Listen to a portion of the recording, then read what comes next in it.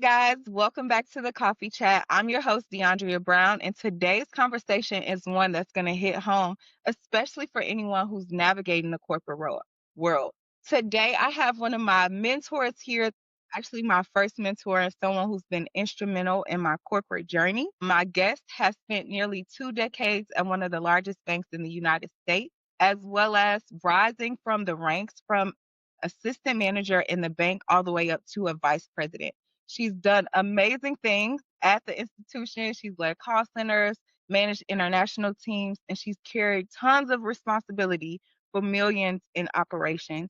I'm super excited to introduce Miss Keisha Harris. All right. Hello, everyone. I'm so excited to be here. Yes, I'm super excited. Like, this has been something that's been in the making for a while. Schedules got crazy, but we finally made it happen. I'm happy. Yes, yes, yes. All right, awesome. So before we hop in, because I feel like this conversation is going to be amazing, so many gems are going to be dropped, but I have to ask the first question. What's in your cup?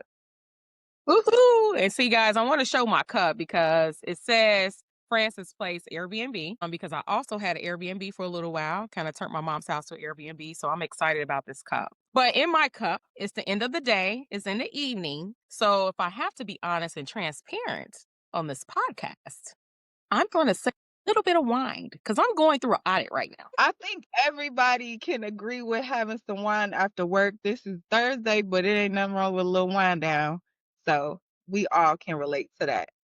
So I want to end and kind of like, so I love to start the conversation with like how we know each other, how we met each other, like how this whole conversation really came about.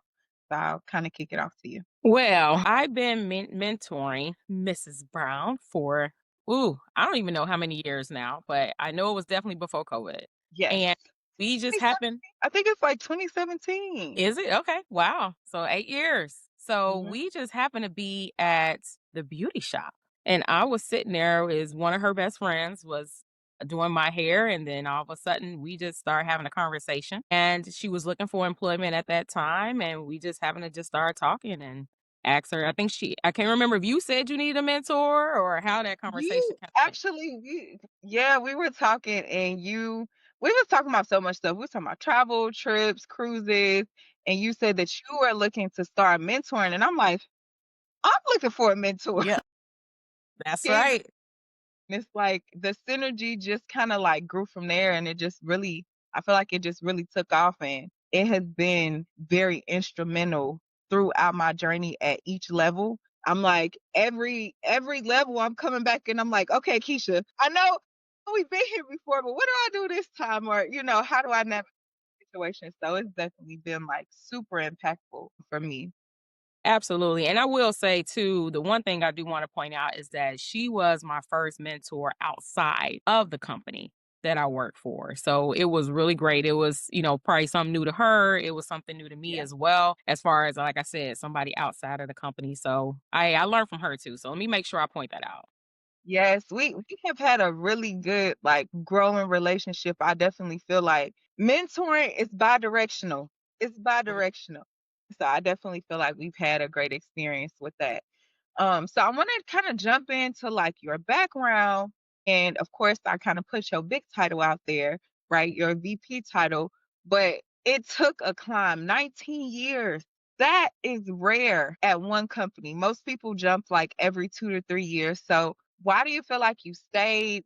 What kept you moving up instead of getting stuck? What do you feel like that happened in your journey? Yes. So, my journey at the institution I'm at now, it was great. But what kept me going?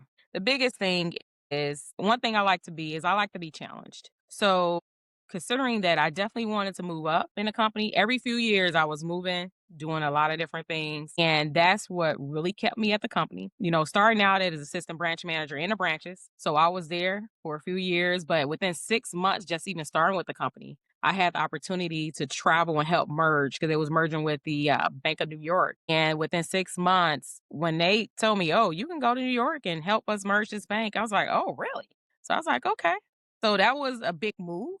Just within 6 months, I had an audit within 6 months. First time working for this bank, and they didn't pass a audit for the last 2 years. I come in and cleaned it up in 6 months. So that Wow. really put my name out there and on a radar for a lot of people.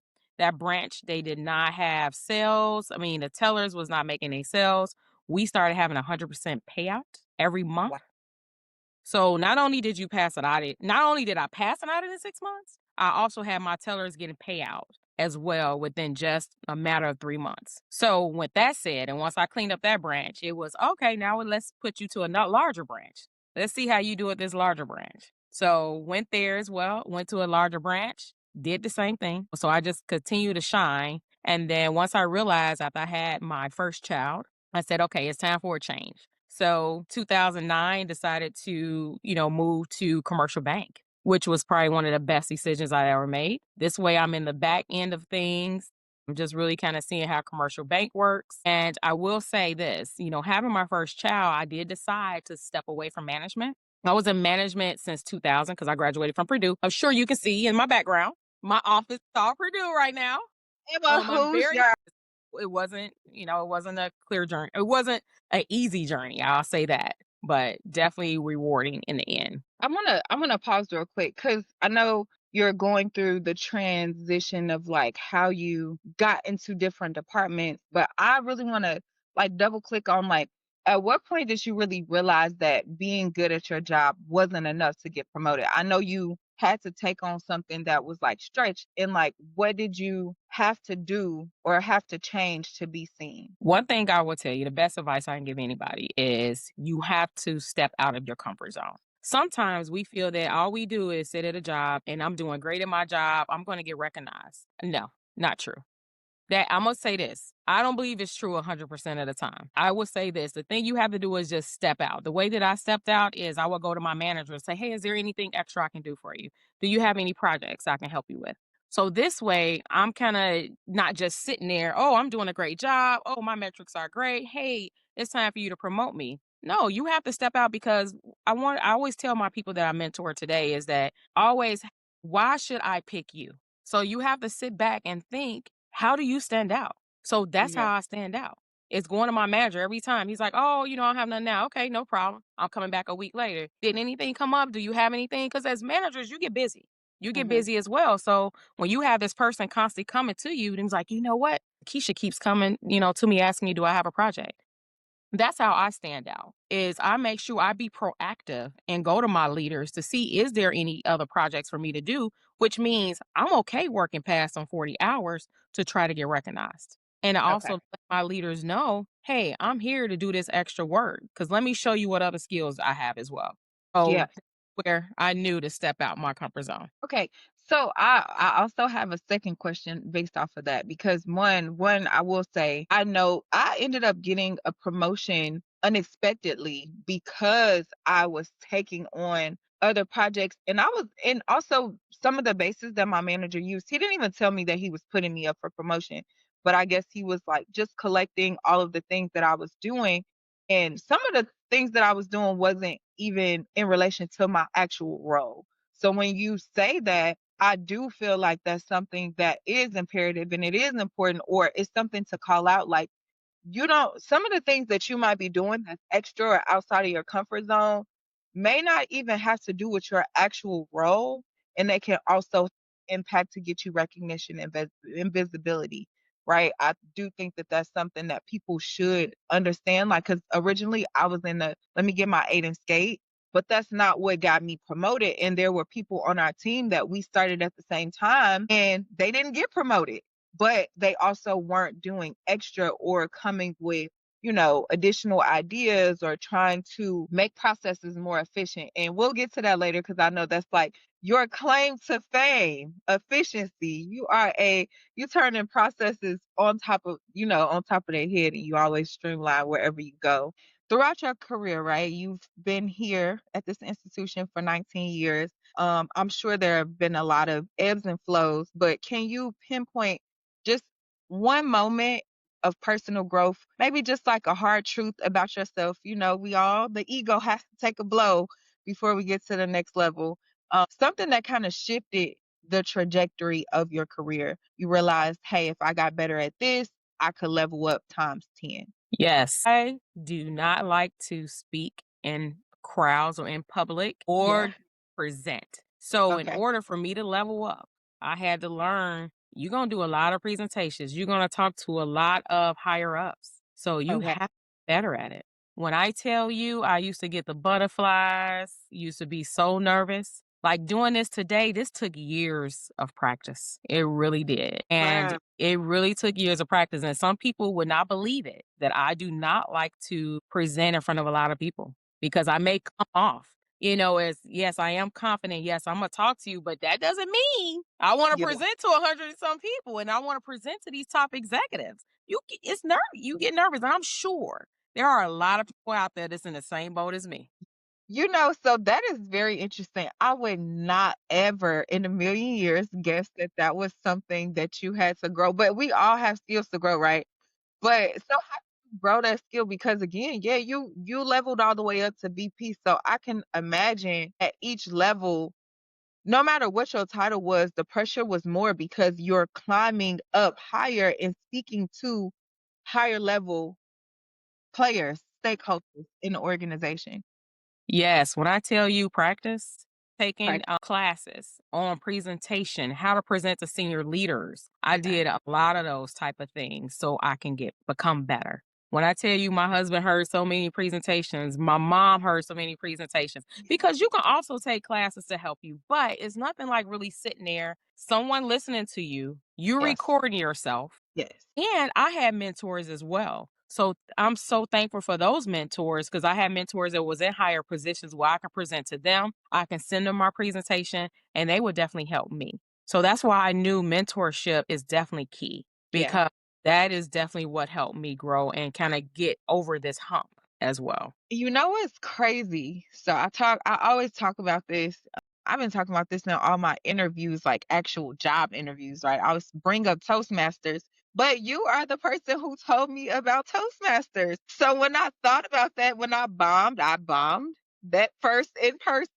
And I was like, oh Lord, how I'm gonna fix this? And I was like, Keisha told me about Toastmasters.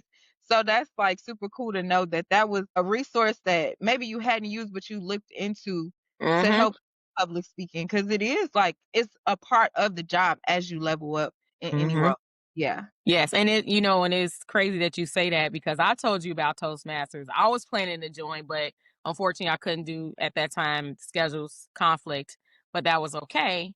But I wanted to be able to share that knowledge because that was the first time I heard about it and I heard people have so much success. And I'm glad that you were able to benefit from it. I still would say I would tell anybody, do Toastmasters. I heard so much good things. True enough, yes, I haven't did it, but I know people that have success from it. But also my mentors that mentor me are the ones that told me about it as well. Okay, You yeah. So know? So each one teach one. Each one teach one. exactly. Yeah, but no, I definitely can empathize with you on that personal speaking and having to get that down to get yourself in a position to have confidence and level up. And no matter what anybody says, like you always get nervous when you right before you have to speak, you get a little bit of nerves. It's just how you deal with them that kind of determines the next few minutes of that conversation. Yeah.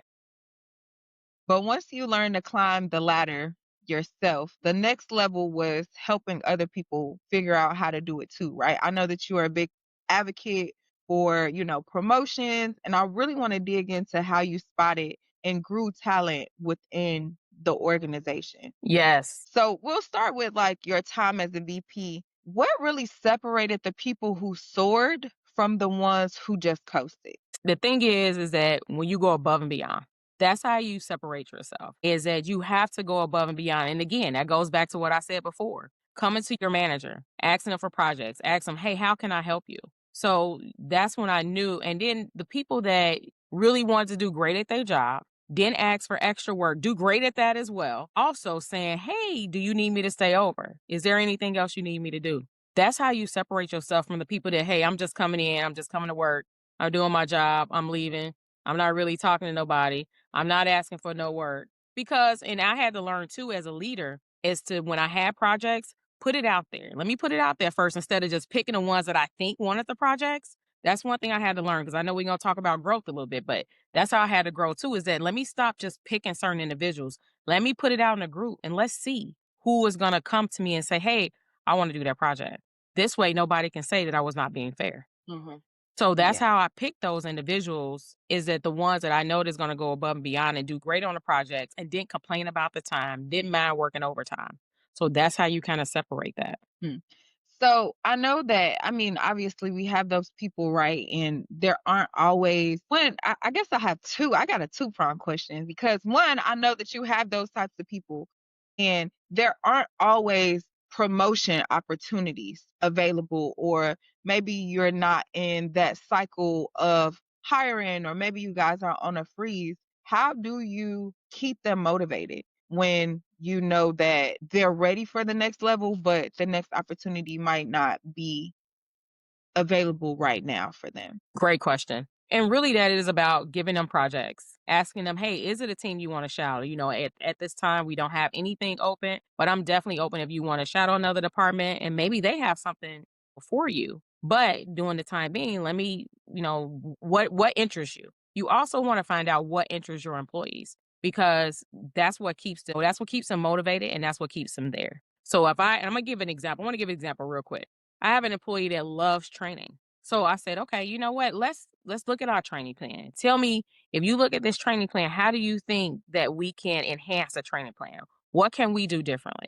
So I let them tackle that project on their own and come to me, with something. And that helped. That helped that individual and it's like, oh, I want to stay because I'm letting them kind of broaden their horizons and do something that they do want to do, but at this time there's nothing open yet. But I had an opportunity to like, okay, even though your role is this, but here is something else that, hey, I could use help with right now. Hmm. And to I mean, me, no, go ahead.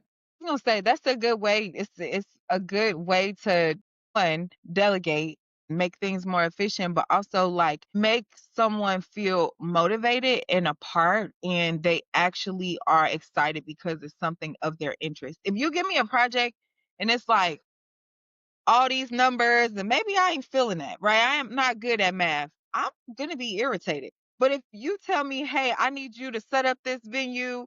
Hey, D, we want you to run the logistics for this event."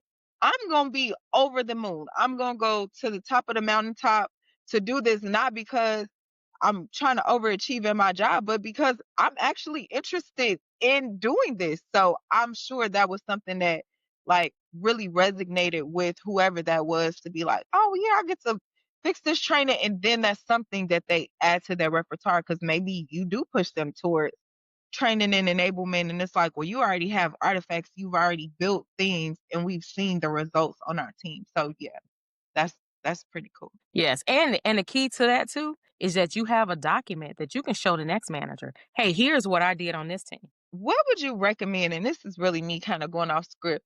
Like, what would you recommend, or like, what best practices would someone use to keep track of those things, right? Because you've been somewhere for 19 years. I'm sure you got a list of the stuff you did, but there might be like two other lists of things that you just never documented, or you never even maybe even took credit for, or said that you did, or you just forgot that you did.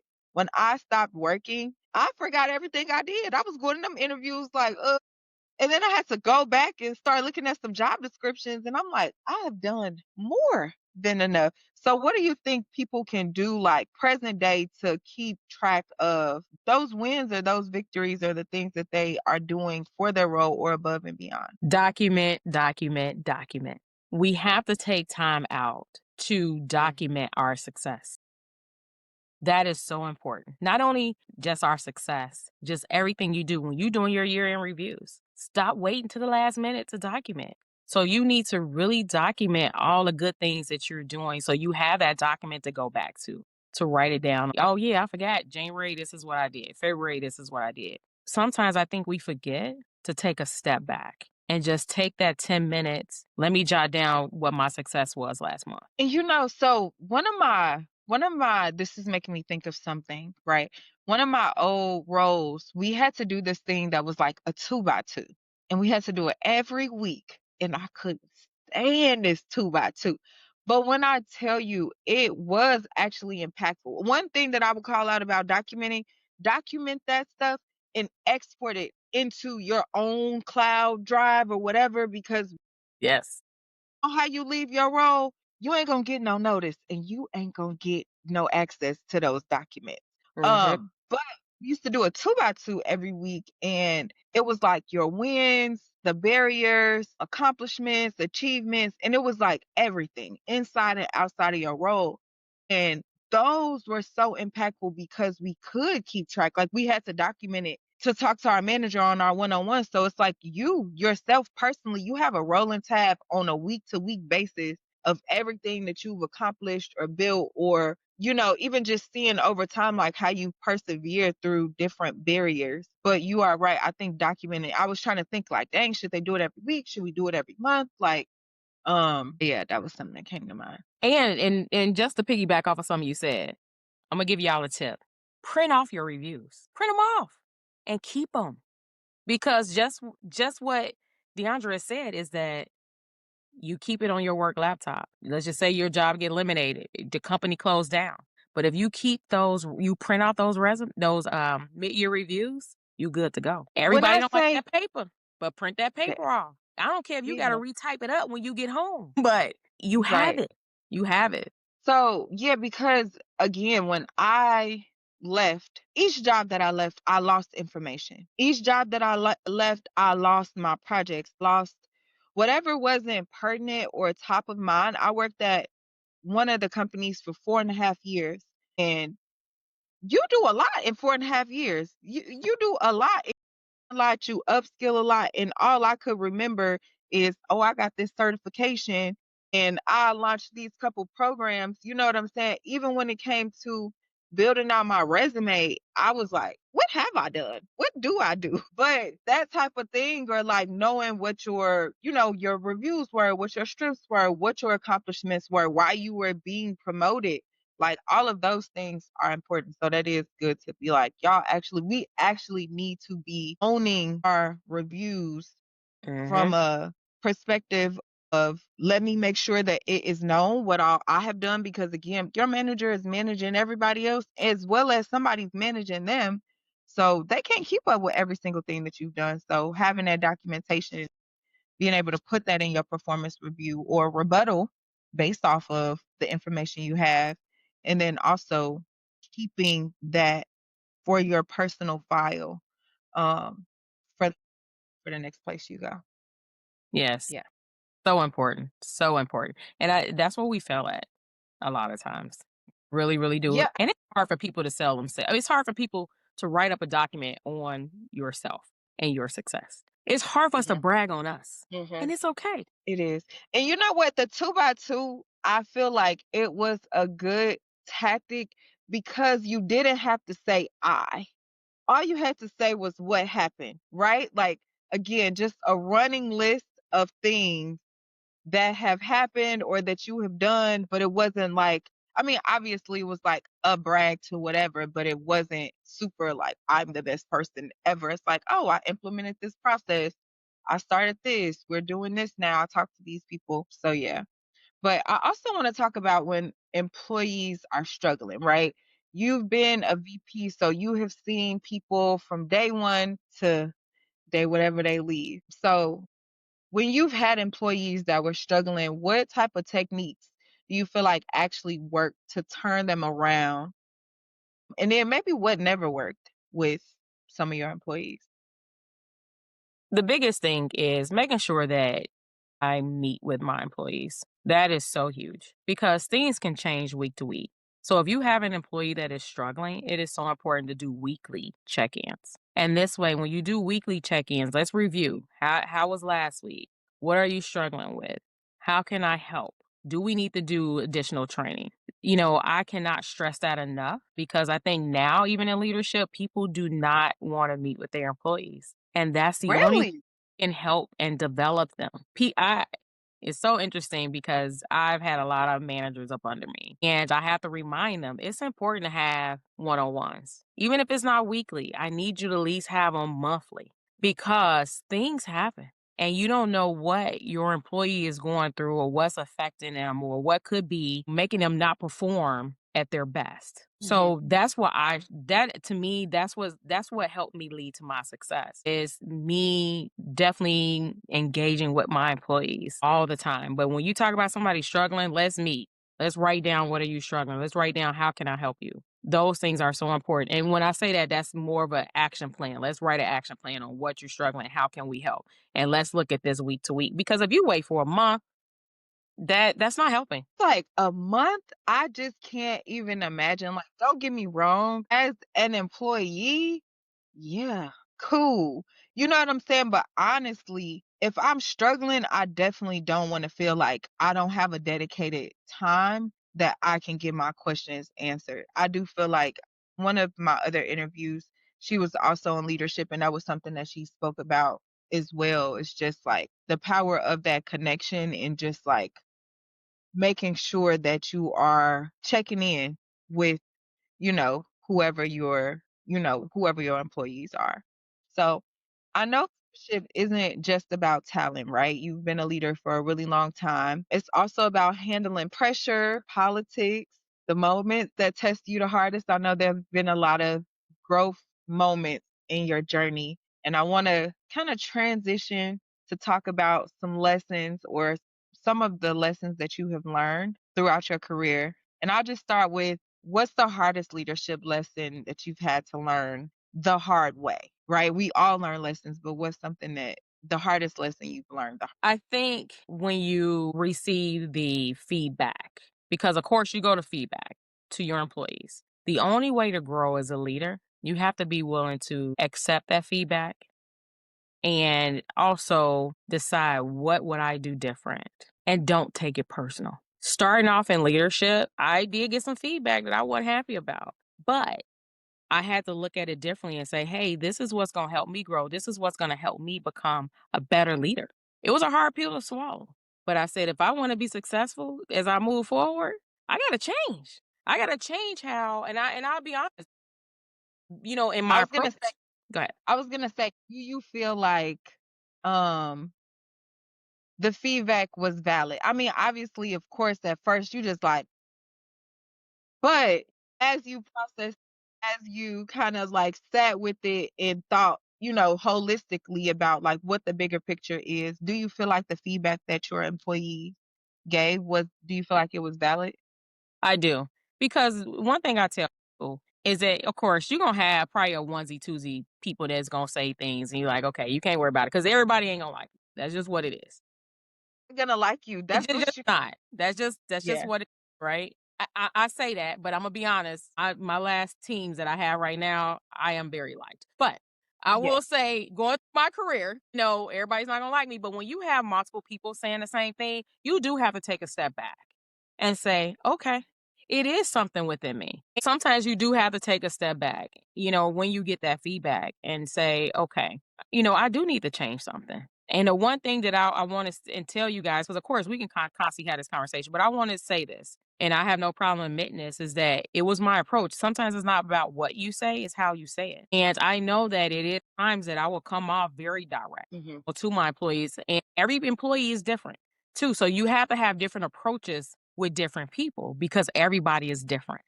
Mhm. And I had to realize that early on in leadership. So I had to adjust. Do you think that that is a good point, right? Everybody does not take well to hurtness. Everybody doesn't take well to just business. Some people want you to massage them a little, right? They want you to massage the message or, so I'm saying this because I have another friend who is in leadership. She just became a director. She's been a director for like a year and she's having the same problem, right? She's very white and black. She's very straight to the point. She's very outcomes focused. And I'm like, sometimes people just want to yap with you. You know what I'm saying? Sometimes they want to get on the call and they want to complain or they want to just because you are still like I don't want to say a parental figure, but you're still just like another figure in their lives. So they can get in trouble by you. So if you say something very bluntly, even though you're coming off as this is just white and black, this is what needs to happen for them, they might internalize it a different way, right?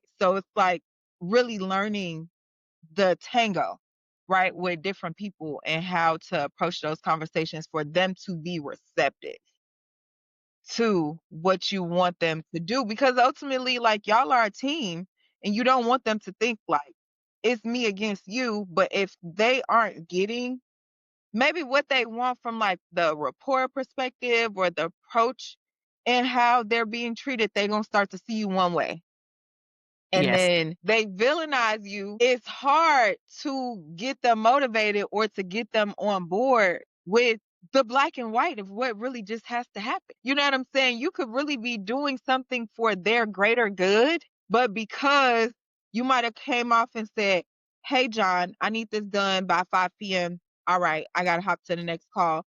And you didn't hop on like, "Hey John, how are you? All right, so the team needs us to get this done by 5. I know you got it, and I have to hop to another, like, you get what I'm saying? That it's the same thing, but it's Yes. just a different way, and that can really change the Oh, tango yeah. that y'all do. Definitely, it can be a different outcome, and you gotta Yeah, treat people the way you wanna be treated. yeah, So, and you for gotta sure. speak to, and don't get me wrong, even at the end of the day, though, still in leadership, sometimes you do have to be direct, depending on what it is, but Mhm. also there's a way to do it. There's a way to do it too. And I've learned to approach things definitely a lot different. And I will say this, sometimes, and I wanna say this point real quick, is that I will say once I had kids, I did become a little bit more softer. Because I think Mm, I became a little bit more understanding for sure. My patience, I had to my patience used to be tested, and I had to learn, but to have patience as well. So it does make a difference when you have kids versus when you don't have kids. I do feel that you are more understanding, too. okay. So, and that's in my opinion. I really do. I really do. You just sit back and think. So. So my question is, just if you could pinpoint one thing about your approach that you changed from assistant manager to where you are now, like, what's the one thing you feel like you've shifted a little bit? Not being so direct. I take a Okay. step back. I have to take a breather and take a step back before So I are these in times of like frustration, like you messed something up really bad, like let me take a step back before I approach this conversation so that I'm not too direct? Like is that typically like the case of Yes, it is, and sometimes it may not be that day. Sometimes I need to sleep on it and approach the situation the next day. that makes sense. I feel like this is like everyday life stuff too. Okay. Maybe I need to cool off. Maybe I need to woosah a little bit, sleep on this before I approach it because you do approach it in a different way when you have, you know, a level head. So as you were moving up, you were on the commercial side. And for those who are not into financial institutions, commercial is a really big deal when you are in banking and financial services. It's a really big deal. And you moved up to a VP place on that side of the company. So you had a lot of visibility. Was there a moment where you felt the full weight of your leadership? Like maybe you had to make a decision that carried real consequences for people's jobs, for clients. And then how did you handle that? Whew, I did. Let me tell you, being in leadership for over 20 some years, the one thing that I don't like to do and don't like to do to this day is when I have to tell somebody that their position is being eliminated. Or I had in my career, I actually had to close a site down. I opened up a site Wow. and then I had to actually shut a site down. And then I opened up another site in the Philippines. So I had to tell 12 people that their jobs were being eliminated. That's tough. That is. That's really tough. Yes. So was it a group call? Was it a one-on-one that you had to It wa tell them? it was one-on-one. It was Yes. one-on-ones? It was definitely one-on-one. How early do you find out that because I am sure, I'm more than sure you were the person who had to deliver the message, but the decision may not have been all of your own decision. Right, and that is correct. But when we talk about how early, I am a different and Imma say this on this podcast. I'm a different leader than some leaders that you may meet. And even though a company may tell me, "Lakeisha, we only can give them 45 days. This is when I need you to deliver it, and this is when their last day is." I fought to have it longer than 45 days. I was able to give my employees 90, Wow. and that's rare. And trust me, it wasn't an easy fight, but one thing I always tell myself, the worst thing you can tell me is no. But I had to put myself in their shoes because when I had to tell them that Mhm. their job was being eliminated, this was right before the holidays. Wow. So that was Yeah. really, I went on a limb and I had to write a proposal and I had to meet with HR and a couple of people to tell them why and why I feel that they need to get 90 days. And I was so excited. It's always the little things that I was able to give them that 90 days because again, that's rare. Companies don't do that. It's normally that 30 to 45 days that you give. And honestly, you may get 60, but 90 days is unheard of. Okay, so and with the 90 days, I wanna clarify, the 90 days was of them staying in their role, and then at the 90-day mark, they would be separated from the company and they would get severance. That is correct. Yes. Okay. Yes, so they got a chance to stay for those 90 days, and then they receive their severance packages after that. That I mean, yeah, that also I mean, people be saying, like, it's today is the day. That Mm, is also another thing, I don't know how long ago that was, but I just feel like in this climate that we're in, and I'm asking this because we have the worst unemployment rate since, I don't know, decades ago right now. Like, the job ratio to the number of people that are unemployed is astronomical, so I'm just even just listening to see, like, wow, that's something that is very imperative for me because when I got laid off, I don't it's just me, but for it to have 45 days to have to take all of you and your kids to the doctors, to the dentist, try to like salvage the healthcare and then also be working and knowing that you are no longer going to be doing this, like the motivation, the mental strife, like all of those things. So even being able to get them 90 days was very impactful because again, it's like in 45 days, you're not gonna have health insurance no more. You might have 6 appointments lined up for everybody, or no appointments scheduled this year, starting the year coasting around. So I definitely like kudos to you for doing that and pushing back because that's a big ecosystem. I'm sure that was like so I think that that's another level of leadership that I wanna get to as well as it needs to be talked about more. We always talk about the good things and the visibility of climbing a ladder, but or doing the extra and all those, but ruffling feathers and pushing back is it's really hard. You know what I'm it saying? Especially because it's like now it's target gonna be on my back and is my job gonna be on the line because I'm advocating for other people. mhm, and a lot of times people are afraid. Again, this goes into I know Yeah. we talking about this, but I wanna say this because I wanna make sure I get this out too in this podcast. I need everybody, do not be afraid to negotiate your salaries either. We be afraid to do that as well because we're afraid, "Oh, what are they gonna say? Or am I gonna lose my job? Are they gonna look at me differently?"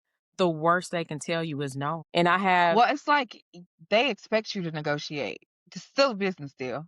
They still a business. They expect you to negotiate, but we aren't taught that. We're not taught that, and we don't have the confidence in knowing like our worth and that we should be asking for more, even if they say no. It's like you over ask so y'all can meet in the middle. right, but then I'm also saying this, even in a promotion, right? You with the company, say I'm with this company for a long time and they give me a promotion. Sometimes people just think you just supposed to accept. "Oh, here's your promotion. Hey, I'm giving you this 8% increase, 10% increase. And you think you just take that and that's it. No, you can still negotiate. It's okay. And you know what? I didn't negotiate when I got my pay raise. I didn't negotiate when I got my promotion. One, because it was unexpected. Two, feeling like I was early on in my career. I didn't even know that, and Hmm. obviously that goes for this role that I'm in too. It's just like, okay, well, when I get around to that place, I want to be cognizant of not just saying, okay, 10% cool. Because you don't think that you can negotiate a promotion. That's not something that's like on the top of my mind or the first thing that I'm thinking about because you just feel like, oh, I got a new job. I'm making more money or whatever. And it's like, actually, you could be making more, or you could be asking for more. Absolutely. You have to educate yourself on these roles and what that pay, what the pay can be for you. So it does not hurt. I'm here to tell you guys I've done it and I was able to get more than what they told me the first time. So please do not be afraid. And another young lady that I'm mentoring today that just got promoted, and I told her to push back on her salary. And guess what? They gave her that extra $4,000 that she asked for. But trust me, it took years because I've been mentoring her as well for probably over 10 years for her to get that confidence and be okay to negotiate that salary. And she's like, Keisha, I'm so happy that I did, that I pushed back, that I listened to you. That's like the worst they can tell you is no. You still got the role. It's just that they're gonna say, hey, we can't, hey, this is all they're gonna tell you is that, hey, this is the max that we can offer you. And it's up to you at Yeah. that point to say Yeah. yes or no. But please, guys, do not always accept the first offer on the table. And It's don't okay to push back. Yes, it's okay to push back. actually gonna ask you what's one unwritten rule for corporate life that you wish you learned early on, but I feel like That's that's the it. rule right there. That's it. That's it. That's it. Cause I feel like, yeah, that's something that we don't understand. And I feel as I'm going through this journey and through just the series and learning from other people, it's just like we don't have a playbook. And some of this stuff is not like talked about and taught explicitly. So you learn through not asking for it. Or if you don't ever ask for it, you don't ever know that you can get it, right? Mm. You've been mentoring her for 2 years, and it's just like maybe she's never asked for it or never asked for that much. So she didn't even realize that it's possible. But now the next time she get promoted or the next place she goes, she's gonna be like, I'm negotiating my salary because I know just a promotion is enough. I want the cash. I want the, certification. I want the title or whatever it is. Because it's not always just salary. Sometimes it's the title, right? You want to be seen as a manager. You don't want to be seen as the lead. Mm. That's something you can negotiate. Yeah, absolutely. You can. But, the one thing too I do want to say that I learned in my career is that it's okay to write proposals. Let's just say you are in a position, you're in a manager role, and you may feel that you are doing the same thing as someone else, and you feel that your title should be where theirs at, and also your pay. The thing is, what people do, the mistake a lot of people make is, oh, I'm gonna go to HR and I'm gonna tell HR this, I'm gonna tell HR that. But people go to HR without documentation, without writing a proposal. I'm here to tell you, write a proposal so you can have that and be able to present that to HR and tell them the whys behind it. We can always talk and say, "Oh, I need to be promoted because of this. I Yeah. need to because of that." But write a proposal and write down everything and your accomplishments and what we talked about earlier, right? Documentation, your accomplishments and why you need it. Yeah. So I was going to ask you this. So, with that being said, you want to write a proposal, you want to take it to HR. What if they tell you, like, this isn't like promotion cycle, right? They're not changing titles right now. They only do this at a certain part of the year. Like, is that something that would come about, or like, how does that typically work? So that's the reason why you have to know when to do it. If you know that Okay. around October, November, this is around is getting close to the time for you to get your increase. Well, most jobs, some Yeah. jobs, you're doing your review in November, and you get your ratings and everything in December, and then from there, a lot of jobs you will receive your pay increase in February. So then around October, you need to be having a conversation with your manager and say, "Hey, I know it is coming to your end, and we're going to be talking about comp soon, and then here's my proposal." So that is one Okay. that I would Okay. suggest, that do it when you know it's close to that time. The thing is, you have to again advocate for yourself. And it is okay to advocate for yourself because the worst thing they can say is no. Yeah, you know what's so funny? So I was in Nordstrom. This is spot on to what you're saying. I was in Nordstrom shopping for one of my friends' birthday gifts, and there were two ladies in there. It was an older lady and it was a younger girl. So I'm gonna say she was 27. The older lady, she was maybe like 39, 40. Well, she wasn't older, but she was whatever. Mm. But the younger girl was just like, "Don't understand why they just won't promote me. I do all this." But and she was just like going on and they worked together. They were like shopping on a lunch break, basically. They came in there on a lunch break. So the older lady, she popping, she in Nordstrom. She looking for bags. She going on a trip. The younger girl was kind of just there with her or whatever. And she was complaining. She was like, "I do all this work. I do everything that other people are doing, like they won't promote me. I just stood over and I was like, you gotta advocate for yourself. She was like, I just don't understand why they won't promote me. I'm like, they're never gonna promote you. Cause the older lady told her that. She was like, they're not gonna promote you. They're not gonna promote you unless you show them why they should promote you. And she was like, I just don't understand. I'm doing all this stuff. And I stood it, hop in that conversation. I was like, you're gonna have to advocate for yourself if you want to be promoted. They're not just gonna say, hey, you're doing a great job. We want to give you more money. Like you have to also be showing that you want to be promoted, right? Some people Mhm. like staying where they are. Some people just like doing their job and not having any responsibility. I'm like, unfortunately for you or for us or for everybody that's playing this game, you have to advocate for yourself. Like, if you don't, there may not be any movement. And you could be in the same role, in the same position, and you watching everybody pass you by because you're like, I'm doing my job, I'm doing it right, I'm doing this, but you're not taking stretch projects, you're not documenting, you're not advocating, you're not pushing back on maybe your year end review to be like, no, actually, I should get an exceed in this because I did X, Y, and Z.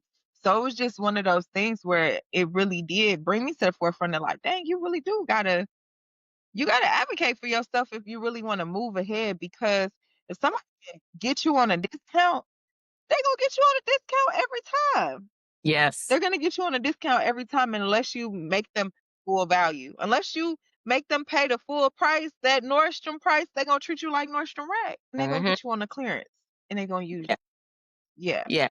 And that's a good Yeah. point. Just what you just said. She's sitting there, "Oh, they need to do this, they need to do that," but you probably don't have nothing documented. And that's because people are afraid to sit down and write something and write a proposal because they probably don't even know how to do it. But you just cannot just go and just voice it. "Oh, I do this, I do that." Give them a document so they can once you all done talking, they can sit back and say, "Okay, well, you know what? She says she does this, she does that, da da da." You got a list of 10, 20 things. We can talk all day, but we have to learn to put that on paper. Make it look great and list the whys. You're right. Yeah. And I mean, that also shows that you're serious because the other Yes. thing sounds like complaining. The other thing sounds like you and your ego and you just think you this great, but it's like, no, actually, I have done 15 things and I can spell everything out from top to bottom. I can remind you when I did them. I can send you the emails that you signed off on it, and now we can have a conversation. So I Yeah. definitely do think that that's a different conversation because it sounds like complaining. It's like faith without work is dead. You want to be promoted, but you don't even want to write it down. You don't Mhm. even want to tell me why. Yes. Yes, yes, yes. So I want to ask you one, I guess this will be like maybe our closeout question of a skill that mattered more than any credential, any certification, or any degree that you have. Wow. A skill that mattered. Communication. Communication, communication. And nobody can that's a skill you cannot learn going to college. True enough, they got communication majors, right? But you can do a communication major, but you got to act. You have to act on it and be Yes. proactive. Proactive and communication. You have to act on it. I understand we got introverts and things like that, but you have to act on. You got to communicate what you want. You have to learn how to speak up. Sometimes communication majors can't do that. So you said communication. You also said proactivity. I'm gonna throw one more in the ring. Assertiveness. Assertiveness is essential. Yes. I think they all are like a deadly combination. If you and it's and I feel like those are skills that you learn and master and you continue to learn and master. Like there's no like I've gotten to the communication threshold because I'm sure 10 years ago the communication that you felt like you needed in one role is a different type of communication that you need in this role or just the way we communicate is different. Yes, Even with your kids, it's it is. different. It's different. But I definitely agree with those skills like communication and proactivity, like you said, documenting, asking for stretch projects, doing more, as well as assertiveness, advocating for yourself and speaking up. Like you can get far, and those things build your confidence. I feel like all of those help to build your confidence because the more yes is the more you're assertive, you start to see like, oh, people are gonna say yes. They're gonna say no too, but they're gonna say yes. And then you start to ask more questions or you start to speak up more. You start to, like, what the fuck? Keisha, that was gold. We're just gonna close out on that one. That was like mic drop moment. I feel like we both said some powerful things with the proactive, the communication, and the assertiveness. Yes. Yeah. Well, thank you so much for bringing a real talk today. I know a lot of our listeners are walking away with insights that they can actually apply, y'all. Don't just listen, apply this to what you're doing, whether you're navigating corporate politics, finding your edge, your passion, or becoming the type of employee that wants to get noticed. So, for everyone listening, don't just take notes, take action. And if you enjoyed this conversation, make sure you subscribe, share this episode, and drop your thoughts with me. Until next time, thank you so much, Keisha, for joining the coffee chat. Hey, thank you for having me. I really enjoyed it. Yes, this has been amazing. And I will see y'all in the next episode.